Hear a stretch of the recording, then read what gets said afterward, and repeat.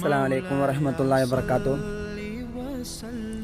അൽഹംദുലില്ലാഹ്, റബ്ബിൻ്റെ അപാരമായ അനുഗ്രഹം കൊണ്ട് നമ്മളെല്ലാവരും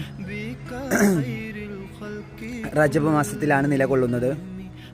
അതുകൊണ്ട് തന്നെ റജബിൻ്റെ ആദ്യത്തെ 10 നമ്മളോട്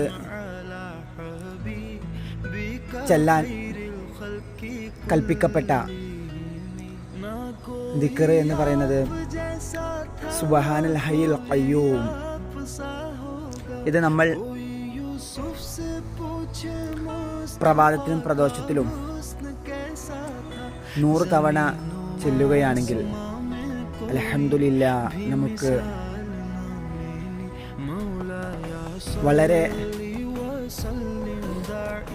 നല്ല നേട്ടങ്ങളും നന്മകളുമാണ് നമുക്ക് ലഭിക്കുന്നത്.